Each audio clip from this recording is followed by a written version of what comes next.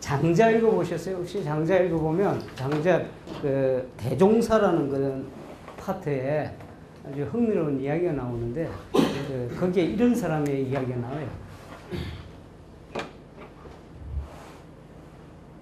맞는 건 몰라. 에테타. 이름 좀 이상하죠. 에테타. 에테타라는 이름 자체가 온 몸이 다 불구다 하는 의미가 들어가 있어요.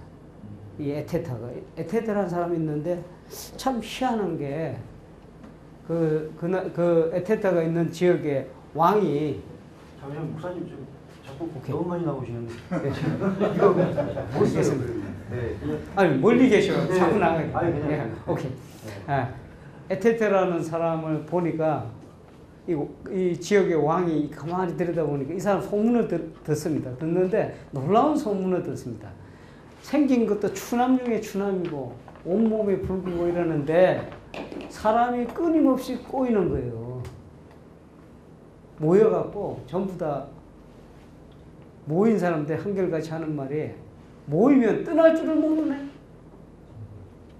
구름같이 모여들어요. 구름같이. 그래서 왕이 공자를 찾아. 이 공자는 가짜 공자입니다. 장자가 그리고 있는 하나의 가상적인 인물인 공자입니다. 찾아와갖고 선생님 어떻게 해서 에테타라는 불구인 그 사람에게 저렇게 많은 사람이 이렇게 모입니까? 심지어는 어떤 경우가 있냐면은 저 사람하고 산다면은 내가 그냥 처벌을라도 처녀가 하는 얘기예요. 처벌을라도 그냥 살겠습니다. 이런 얘기까지 한단 말이에요. 그러니까 얼마나 신기해. 궁금하기도 하고. 야, 목회가 이 정도면 참 좋겠는데. 근데 이 왕이 그래갖고 이 질문을 하게 됩니다. 그랬더니 그 공자가 딱 한마디 말씀을 해요. 무슨 말씀 하냐면, 이게 참 중요한 얘기인데, 한마디 말씀인데, 거기에 도가 있다는 거, 도. 거기에 도가 있다는 거, 그 사람한테. 뭐, 딴 거 있는 게 아니고, 그게 있어서 모든 것이, 모든 사람들이 각임하면 저절로 녹아든다. 이런 이야기를 해요. 실제로 이 왕이 에테타를 찾아갑니다. 찾아가서 이렇게 가만히 있다 보니까 왕도 그 사람한테 녹아 들어갔고 그 사람은 머물기를 간절히 원하고 또 심지어 왕자리까지 주기를 원해요. 이런 이야기가 대종사에 쭉 전개되고 있어요. 이 말씀을 왜 드리냐면 우리 많은 분들이 많은 사람의 그 대상으로 목회를 하고 싶어하고 뭐 숫자를 안 따진다 해도 또 숫자 보면 또 숫자 갖고 비교도 하고 막 이런 일이 벌어지죠.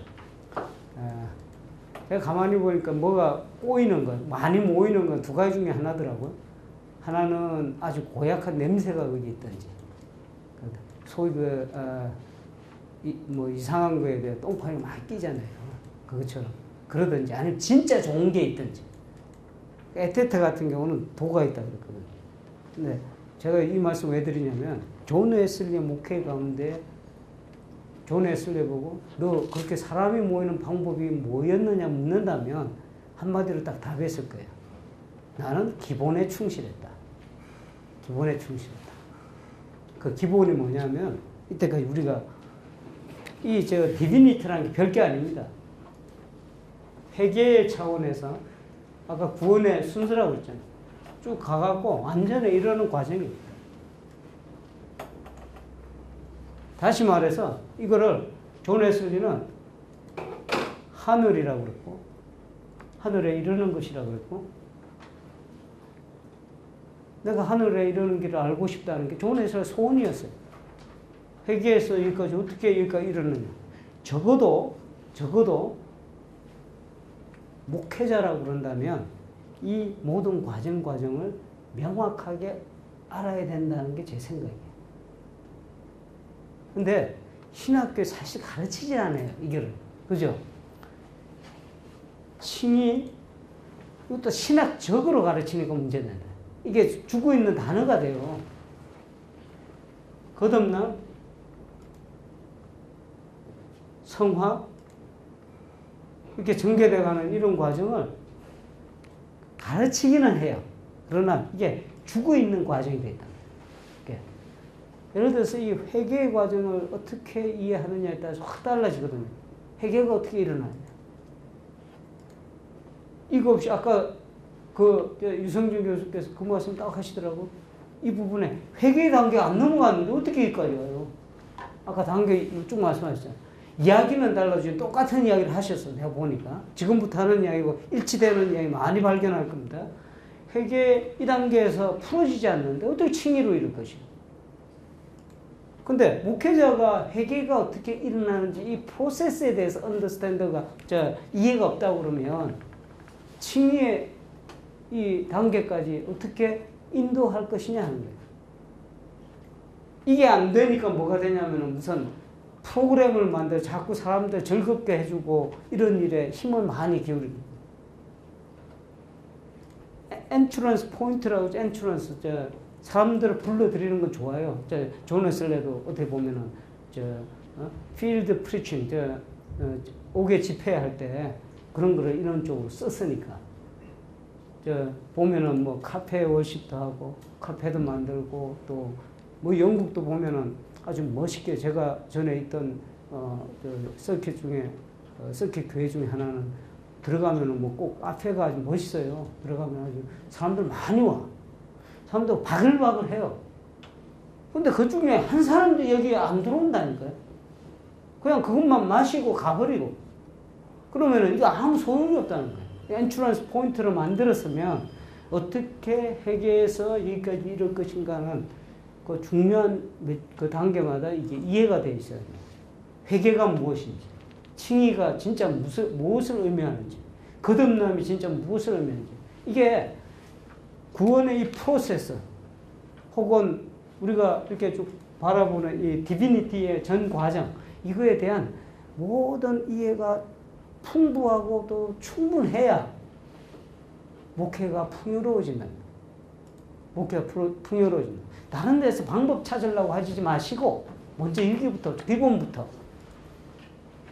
사람을 만나서 여러분이 어떤 사람을 한 사람 한 사람 대해서 이 과정에 대한 모든 것이 잘 갖춰져 있다 그러면 그 교회가 성장 안 할 수가 없어요.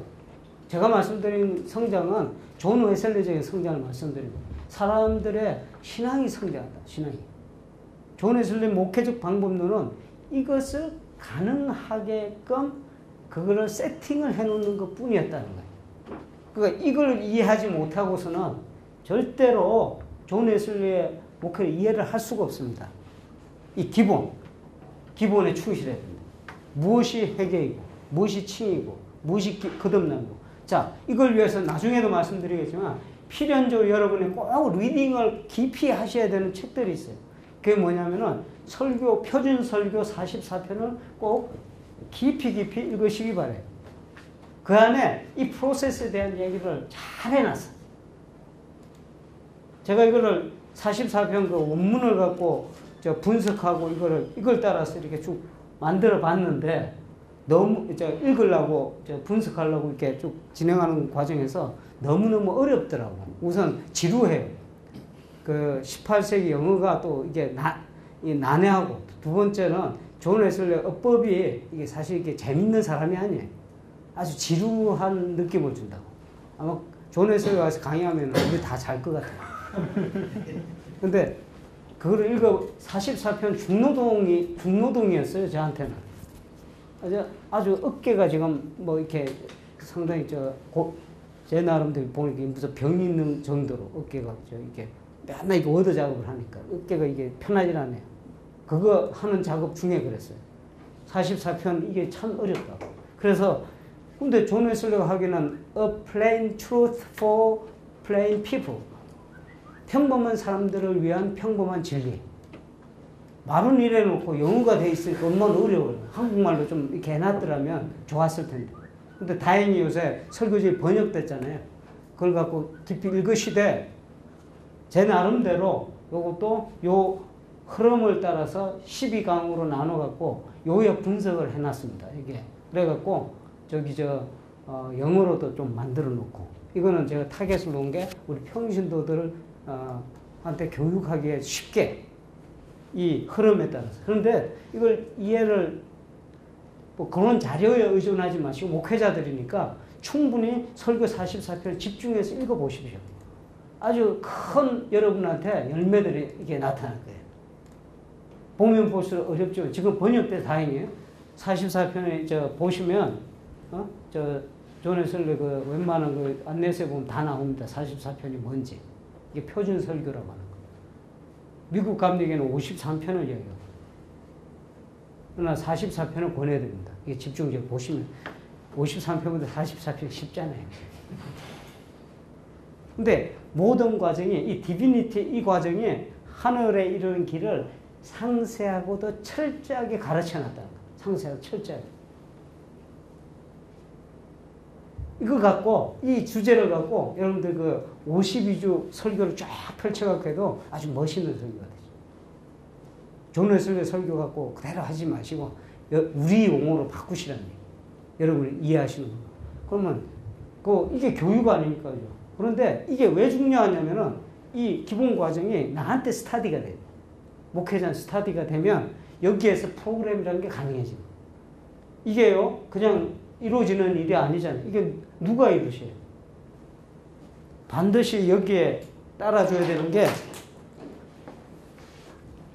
이 모든 것을 주도하시는 분은 하나님이십니다. 우리가 어떻게 회개를 이끌어요?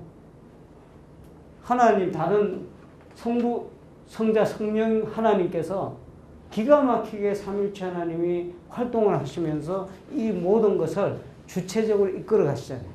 회개에 이르는 은총을 선한 은총으로 커버하시고 칭의에는 칭의의 은총으로도 응답하시고 이게 하나님께서 주도하신다는 얘기. 이게 웨슬리의 핵심적인데 주도하신다. 이 하나님께서 은총으로 주도해 나가는 거. 이 모든 거죠. 성령을 통해서. 성령을 통해서. 매우 성경적인 게 뭐냐면은 하나님 나라는 어제 어느 교회 가서 그런 말씀도 좀 전가하고 예전에 도창교에서도 말씀을 좀 전가했습니다만 하나님 나라는 이렇게 들어가죠. 그죠? 하나님 나라 가까이 있다. 회개하고 복음을 믿으라. 이 단순한 말씀이에요. 이 단순한 말씀이 바로 이 하늘에 이르는 길을 전체적으로 커버하고 있다니까요. 이거를 주도 면밀하게 한 거, 이게 구원의 해부도입니다. 이거를 그냥 쉽게 넘어가시면 설교가 힘들어요. 여러분, 설교, 솔직한 심령 설교 힘들잖아요. 그런데 제가 하나 말씀을 드리면 이걸 깊이 알면, 샘물을 깊이 파면 팔수록 여러분이 설교할 시간이 너무 많이, 뭐라고 합니까? 설교할 소재가 너무 많아져요. 왜 걱정하는지 이해를 못할 정도로. 이해 기본이 안 되면 남의 거 베끼기 시작해야 되고 이게 피곤한 인생이 됩니다. 재미가 없어요. 그러나 이 프로세스를 완전히 이해를 하면 사람들을 돕는데 자신이 생겨요. 영적으로.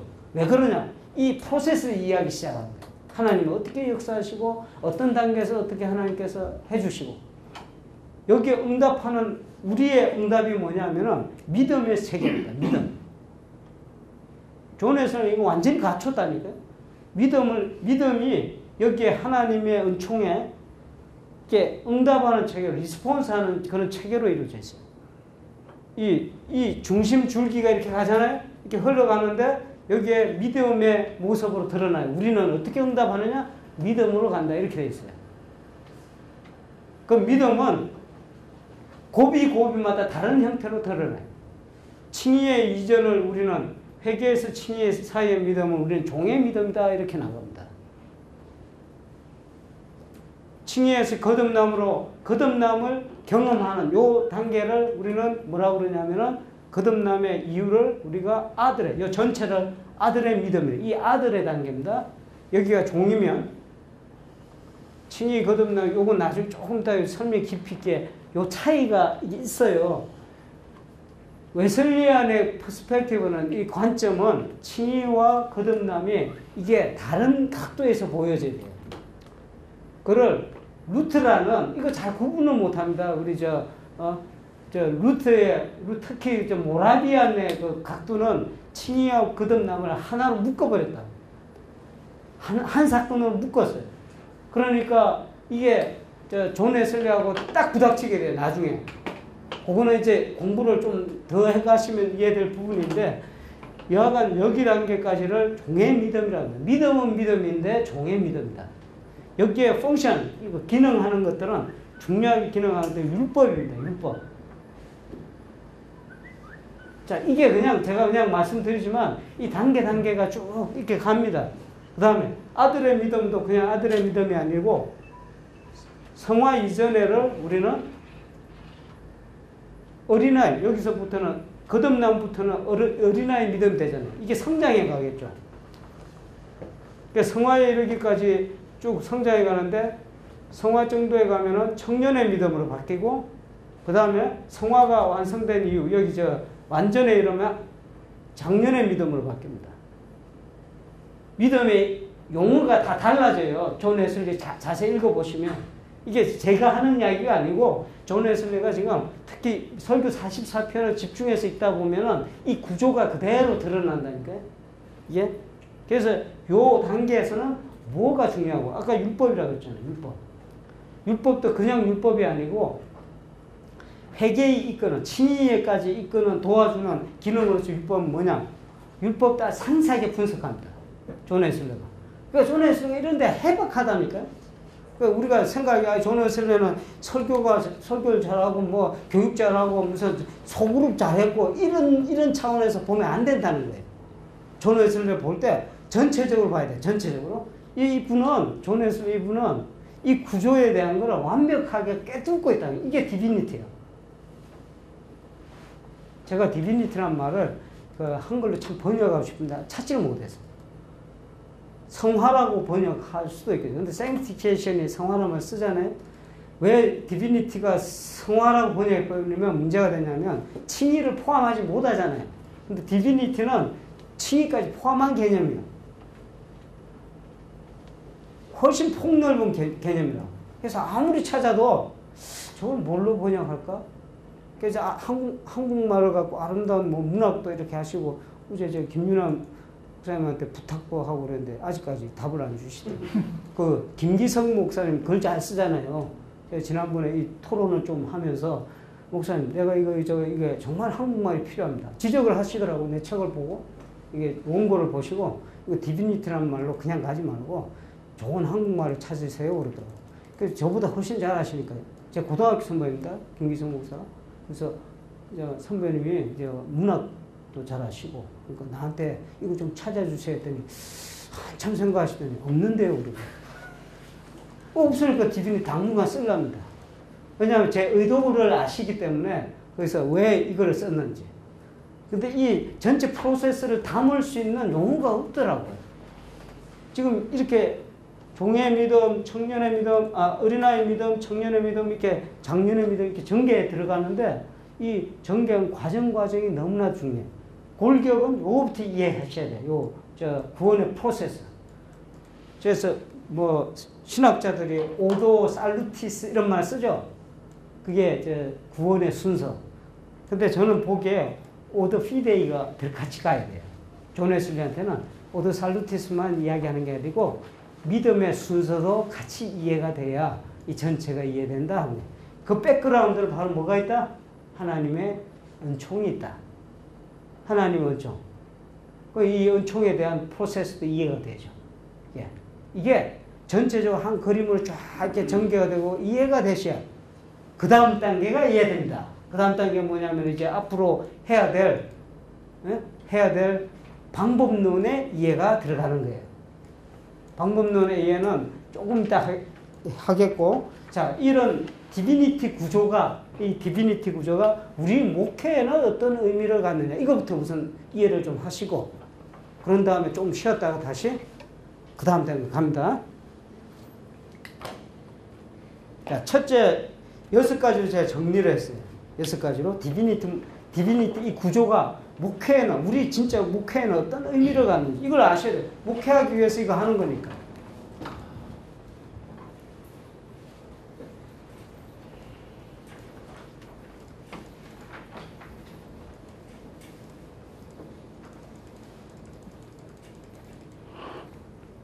첫 번째는 스크립추얼입니다. 스크립추얼. 성경적이다.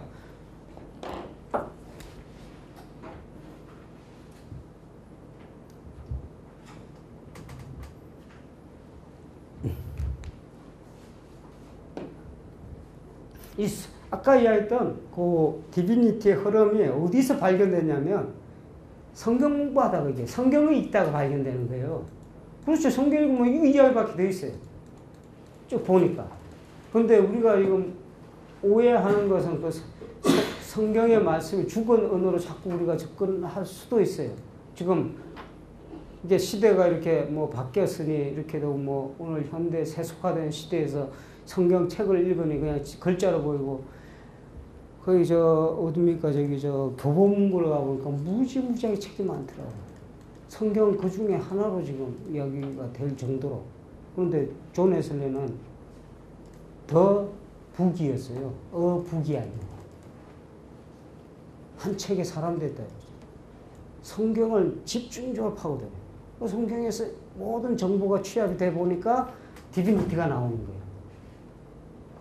근데 지금 보통 제가 아웃틀러의 구조, 사변형 구조를 상당히 불만스럽게 여기는 게 지금 뭐가 있어요?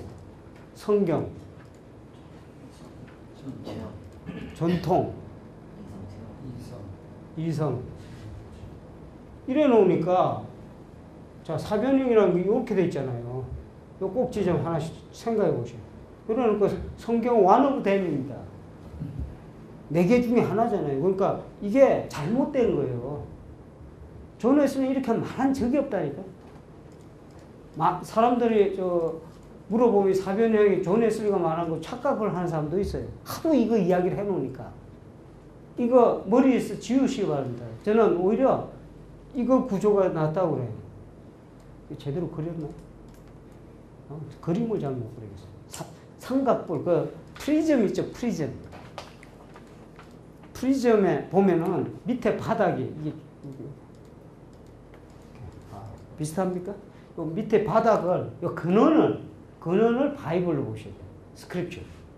하나님 말씀. 여기서 샘물과 같이 생겨나는 생수의 그 빛이 휘황찬란하게, 그 프리즘에서 빛이 쫙 갈라져 나가잖아요. 바로 그런 모습이란, 그런 모습. 이런 전통 이성 체험은 이게 성경을 기반으로 한 이 성경의 깊은 내용들이 이렇게 회오리쳐 가면서 빛을 내는 겁니다. 이런 형태로. 전통 안에서, 이성 안에서 체험은. 이건 나중에 이게 또 아주 매력적이에요. 나중에 여러분 힌트를 여기서 찾으시면 목회에 무진장한 아이디어를 여기서 봤습니다. 근데 존 웨슬리의 출발점은 바로 성경의 사변형 중에 하나가 아니고 나머지 셋을 떠받치는 근원이었다 하는 생각 깊이 가지시기 바랍니다. 두 번째, 시간이 많지 않으므로 그냥 쭉쭉 가봅니다. 커넥션은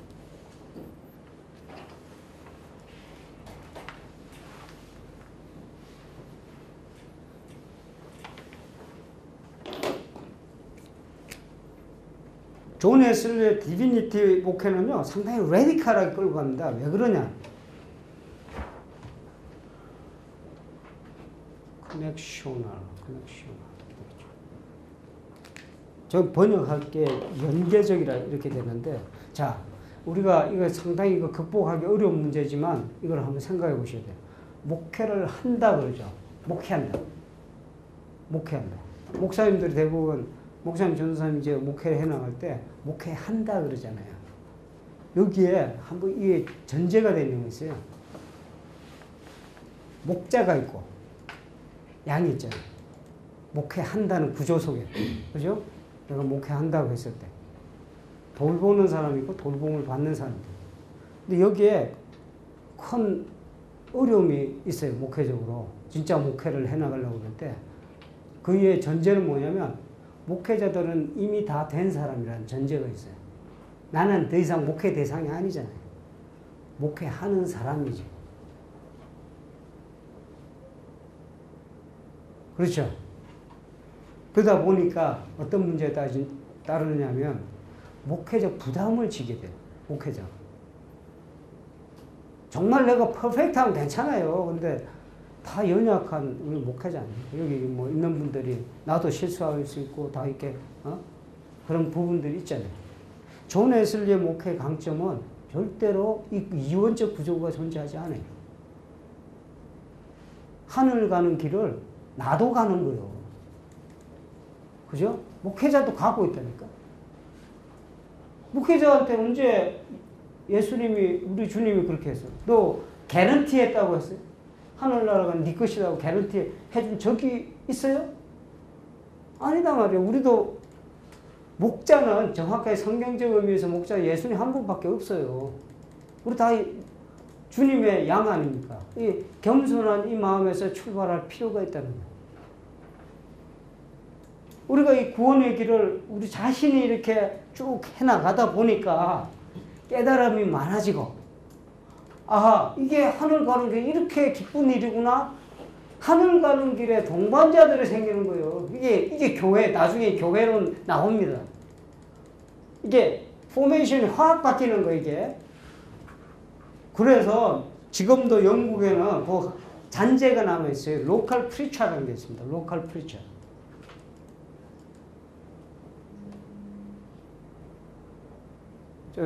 성경, 존 웨슬리 기록에도 많이 나오는 로컬 프리처. 이게 뭐냐면은, 프리처는 프리처인데, 우리가 생각하는 오데인된 이 안수받은 목회자가 아니고, 평신도 사역자들이에요.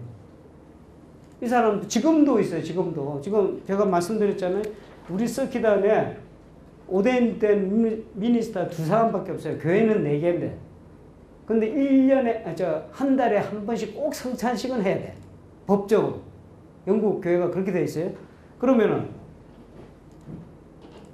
2사람이 이렇게 맡았을 때, 나머지 2개는 어떻게 해요? 주일날 한 타임밖에 없잖아요. 그래서, 저 말고 그 목사님이 한 곳에 맞고, 제가 또 한 곳에 맞으면, 나머지 2개는 어떻게 할 거냐? 이 2개를 돕기 위해서 트레인된 사람을 로컬 프리처스로 이야기해요. 이게 평신도들이 다 합니다. 근데 이게 지금은 이게 이상한 구조로 지금 목회자를 돕는 구조로 이렇게 돼 있지만 존 웨슬리 당시에는 대단히 파워풀한 집단이었어요. 이 사람들이 다 목회를 이끌어가는 거예요. 그런데 제가 가만히 한국에 와서 보니까 이게 기능하고 있는 데가 어디냐면 제가 이야기 말씀드렸죠. 순복음교회 구역장들. 엄청난 파워를 갖고 합니다. 그거 우리 유심히 봐야 돼요. 구역을 다루는데 웬만한 목회자 이상의 역할을 하잖아요. 트레이닝 그렇게 돼 있고. 이게 관건이라는 얘기예요. 개교회에서 여러분들 교회 있잖아요. 시간에 속장들이 존 웨슬리 당시 속장들이 클래스 미팅 리더들은요. 대단히 잘 훈련된 사람. 지금의 목회자들 이상 가는 사람. 그렇게 훈련된 사람이 그 요소요소에 들어가면 이게 안 될 리가 없다니까요. 근데 우리가 지금 목회자 가만히 생각해 보세요. 속장 교육을 혹시 형식적으로 하지 않는가? 아니, 뭐 속장도 형편이 그래서 예, 맞습니다. 제가 모르는 게 아니고, 그러나 관건은 거기 있어요. 시간을 들이더라도. 근데 속장 교육이라고 해서 아까 말씀드린 대로 나는 다 된 사람이고, 당신들은 교육 받아야 될 사람이 이런 관점에서 들어가게 되면 이거는 효과가 나지 않아요. 제가 우스갯소리로 어딥니까, 영국 감리교회 사무총장 되신 양반이 독터 아킨슨이라고 하는 양반인데, 마틴 아킨슨. 그 양반이 학자입니다. 원래 클리프 칼리지라는데 교장이었다가 지금 사무총장 옮긴 사람이에요. 클리프 칼리지 교장이었을 때 저하고 이렇게 많은 교류를 했던 사람인데, 그 양반이 뭘 리딩을 하냐면 영국에 지금 바람을 불어넣고 있냐면 디사이플십. 그러니까 디사이플십에 대한 여러 가지 책들을 만들고 그래요. 근데 그 팀들 중에 주요 멤버가 있어요. 그래서 만나서 이야기하는 그런 과정에서 내가 약간 챌린지를 했죠. 웃으면서. 이거 디사이플십 과정이 끝나면 제자 되는 거예요? 어떻게 생각하시죠? 코스 끝나면 제자 돼요? 안 되잖아요. 되면 참 좋겠는데 코스가 아니잖아요. 디사이플십이라는 게. 근데 목회자들도 그렇고 지금 현재 우리 대부분의 목회자들이 그런 생각을 해요. 요런 코스를 하면 요런 일꾼이 만들어져서 여기 교회 봉사가 일어날 거다. 천만의 말씀이에요. 이거 안 된다니까. 시간 낭비밖에 안 돼. 머리만 키워져. 아, 디사이플십이라는 게 그렇게 돌아가는구나 하고 그 언더스탠드만 늘어나 있지. 헌신할 수 있는 이 진짜 그 제자가 안 돼요. 왜 그러냐? 바로 아까 말씀드렸듯이 이게 인지적으로만 가르쳐갖고는 절대로 그런 일이 일어나지 않아요. 존 웨슬리는 그렇게 하지 않았어요? 스스로 철저하게 살아가잖아요. 철저하게. 이거 되면요, 저절로 따라온다니까.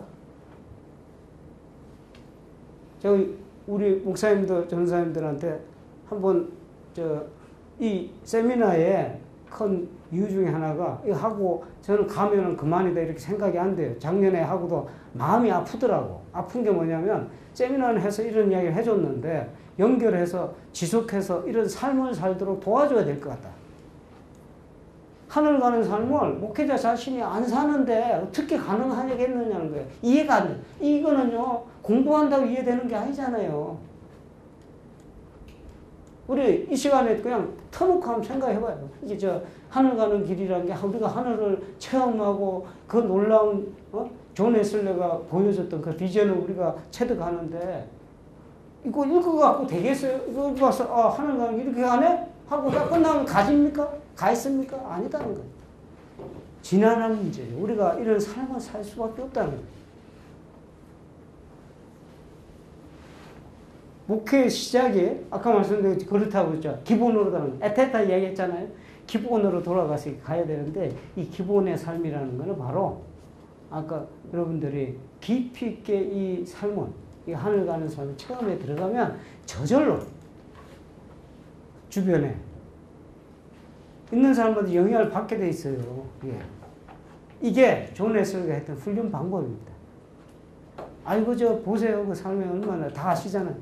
얼마나 그렇게 해서 그런 삶을 살았어. 너무 목표를 높게 잡지 마시고 지금부터라도 내가 할 수 있는 거, 예를 들면 간단한 거라도 성경 읽기라도 매일 정해진 시간에 기도하고 이렇게 나를 채찍질해 가면서 이렇게 쭉 간다 그러면 이 하늘 가는 삶을 시도를 해본다 그러면 거기에 같이 관련된 분들이 안 따라올 수가 없어요. 왜냐하면 그게 좋아 보이니까. 목사님은 안 가시는데 왜 내보고 자꾸 가래? 이렇게 해줘요. 심각한 문제입니다. 연계적이라는 그런 의미가 있어요. 나 혼자 가는 게 아니고 가다 보니까 나 힘들잖아요. 그런 삶이 노아 생각해 보세요. 멀쩡한 하늘에 홍수가 내리니 배 만들려고 하니 말이요. 거기서 큰 배 만들고 뚝딱뚝딱 지나가는 사람마다 좀 미친놈 이럴 거 아니에요. 그런데 그걸 알아주는 사람이 있다고 그러면 같이 가는 거예요. 그 사람도 같이 동요하게 되고 같이 가는 거예요. 이게 연계적인 커넥션.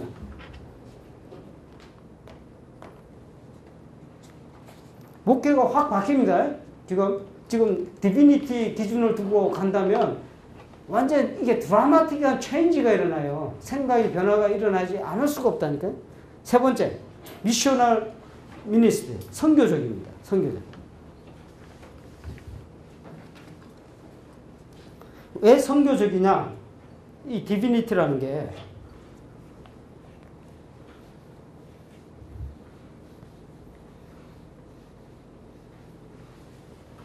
나중에 여러분 보시겠지만 이 완전으로 진행되는 이 일들이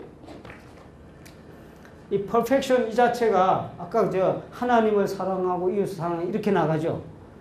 이 길로 나가는 거예요. 이 길로 나가다 보면 무슨 문제가 생기냐면 이 길로 나가기 위해서 우리의 삶이 변화돼야 되는데 이 삶의 목적이 뭐냐면은 보세요. 이 땅에서 살면서 그렇게 살겠다는 거예요. 그냥 산속에서 그렇게 살면 그냥 살만하죠. 그렇게 수도원에서 이렇게 살 수도 있어요. 그런데 존 웨슬리의 목회의 위대성은 뭐냐면 산 위에 있던 영성을 산 아래에 끌어들입니다. 라이프 체인지를 이룬다니까요.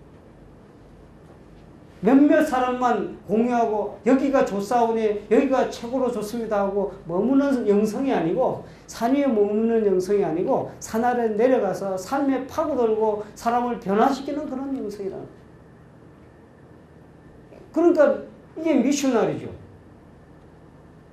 The world is my parish 이런 표현 쓰잖아요.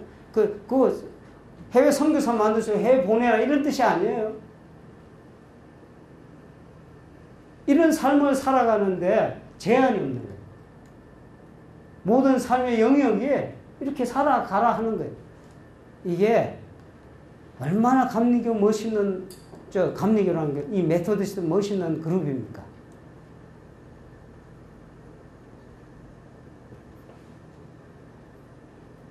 몇 사람만 인조해하는 그런 영성이 아니고 고통받는 산 아래의 사람들, 지금도 아파하는 사람들과 함께 더불어서 가겠다. 나 혼자 가는 하늘 가는 삶이 아니고 같이 더불어 가겠다. 이게 미션입니다. 이게 하늘 가는 삶입니다. Cultivating Mission, Ministry, 양육적 목회. 이거 나중에 이런 이야기가 나가겠지만 이 과정은요, 디비니티의 모든 과정 그냥 이루어지는 게 아니고 아까 말씀드렸듯이 메토디스트가 끊임없이 반복적으로 훈련하는 가운데 하나님이 우리에게 허락하신 처방전을 따라서 사는 삶이에요. 그죠? 이게 메토디스트입니다. 이 훈련이 필요하다. 디스플린이 필요하다. 하늘 가는 삶이 그냥 됩니까? 한 번 살고 그냥 끝나는 게 아니잖아요. 지속적으로 연습하고 또 연습하고 또 연습하고 실패하면 넘어지면 다시 일어나서 또 가고 또 요거 안 되는 건 또 수정하고 이렇게 하면서 내가 나 자신을 다듬어가면서 이렇게 갈 때 하늘 가는 삶이 완성되어서 완전에 이르는 거예요. 이렇게 쭉 가는 겁니다. 믿음에서 믿음에 이르고 온전히 완전에 이르기까지 최선을 다해서 사는 사람. 성장해가는 삶. 양육적인 목회입니다.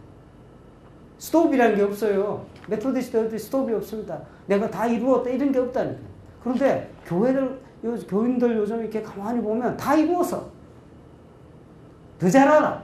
귀만 이만큼 하고 믿음으로 구원 얻는다며 이렇게 이야기해요. 그 믿음이 언제 스톱되라고 그랬어요. 믿음이 성장해요. 아까 믿음이 쭉 성장됐잖아요. 종의 믿음에서 아들 믿음 나아가고 이런 게 나아가는 거예요. 나아가는 거. 전진해 가야 되는데 또 걸려갖고 제자리 스톱돼갖고 말입니다. 나가지 않으면서 마치 자기가 다 이룬 것처럼 완전히 이룬 것처럼 그렇게 행동해요.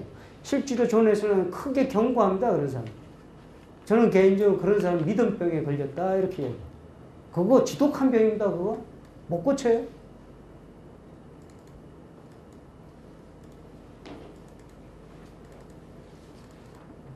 자, 전인적 목회. 홀리스틱 미니스트리. 자, 존 웨슬리 목회가요. 디비니티는 기가 막힌 게 있어요. 자, 요거는 잠깐 설명해 드릴게요. 포인트가 그 서방교회는 칭의의 중심이 되어 있어요. 서방교회는. 동방교회는 성장입니다. 성장인데 이게 성화입니다. 성화. 동방교회 영성이라고 합니다. 동방교회에서의 원죄 개념이 달라요. 서방교회하고. 서방교회는 다 완전히 우리가 타락했다고 보잖아요. 그렇기 때문에 하나님의 법적으로 하나님의 어렵다 하심을 하나님께 하셔야 돼. 이게 칭의입니다. 동방교회는 이런 칭의적 개념이 아니고 어렵다 한 삶을 살아가야 돼. 거룩하게 변화되어야 돼. 변형입니다. 변형. 트랜스포메이션. 이게 트랜스포밍 해 가는 과정입니다. 칭의와 성화가 이렇게 대치되어 있어요. 그런데 존 웨슬리는 참으로 위대한 목회자라고 하는 것은 이 양자를 하나로 묶어버렸다 하고 제가 말씀드렸죠. 디비니티 안에 탁 전체 다 담아버리니까 이게 칭의와 모라비안이 그토록 강조했던 칭의 배제하지 않고 그 귀한 가치를 받아들입니다. 그러나 거기서 멈추지 않잖아요. 칭의에서 끝나는 게 거듭남은 거룩함의 시작이 돼서 성장하고 성장해서 완전에까지 이르게 된다. 동방적 영성은 하나로 통과를 합니다. 이게요, 고개만 이루어지는 게 아니고 우리가 육신의 질병과 또 영혼의 질병 사이에서도 마찬가지예요. 그래서 그 마독스라고 하는 유명한 신학자입니다. 이 웨슬리 신학자의 요 근래 가장 각광받는 신학자 중에 하나가 마독스인데 이걸 좀 전문 용어를 붙여서 테라퓨틱 뭡니까 salvation concept of salvation 이렇게 이야기 나옵니다. 구원론을 이렇게 치유적 구원론 이렇게 이름을 붙입니다. 그래서 논문도 몇 편을 썼어요. 실제로 존 웨슬리는 의사 노릇 다 했습니다. 사람들이 와서 아프면 다 진단해주고 뭐 이렇게. 전인적 목회다. 요새 뭐 힐링 많이 나오잖아요. 힐링. 벌써 다 했다니까요. 이분이. 자, 마지막. 아까 제가 말씀드린 건데 커뮤널. 소셜 생티케이션이라는 의미가 아까 말씀드렸듯이 이 소셜이라는 게 지금 이야기하는 사회적 뭐 성화 이런 의미가 아니에요. 개인적 성화, 사회적 성화 이렇게 가르는 것이 아니고 내가 함께 나누는 공동적 그런 목회다. 이렇게 생각하시면 돼요. 존 웨슬리의 이 목회적 파라다임은요, 대단히 위대한 파라다임입니다. 한번 요거를 그냥 간략하게 왔지만 깊이 생각하시고 또 읽어보시고 아이디어가 많이 생길 겁니다.